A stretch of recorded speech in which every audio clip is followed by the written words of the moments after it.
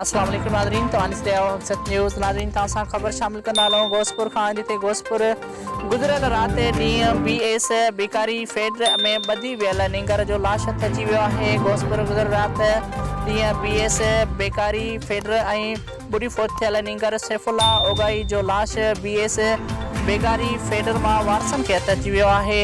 14 वरियनि जो नींगर सैफुल्ला ओगाई घोसपुर शहर भरिसां पंहिंजे साथियुनि सां गॾिजी BS बेकारी फीडर में विंझण लाइ वियो हो, जिथे पानी जी तेज़ वहकिरे में अची लुड़ी वियो आहे।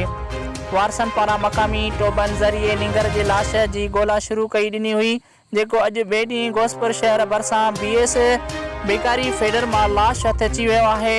ऐं घोसपुर गुज़िरियल राति BS बेकारी फेडर में ॿुॾी वियल नींगर जो लाश हथ करे वरितो आहे। घोसपुर गुज़िरियल ॾींहुं BS बेकारी फेडर में ॿुॾी फोत थियल नींगर सैफुल्ला ओगाई जो लाश BS बेकारी फेडर मां वारसनि खे हथ अची वियो आहे। 14 वरियनि जो नींगर सैफुल्ला ओगाई घोसपुर शहर भरिसां पंहिंजे साथियुनि सां गॾिजी BS बेकारी फेडर में विंझण लाइ वियो हो, जिथे पाणीअ जी तेज़ वहकिरे में अची लुड़ी वियो आहे। वारसनि पारां मक़ामी टोबनि ज़रिए नींगर जे लाश जी ॻोल्हा शुरू करे ॾिनी आहे, जेको अॼु ॿिए ॾींहुं घोसपुर शहर भरिसां BS बेकारी फेडर मां लाश हथ अची वियो आहे। रिपोर्ट करे आहे दिलबर अली बयो, हक़सत न्यूज़ घोसपुर।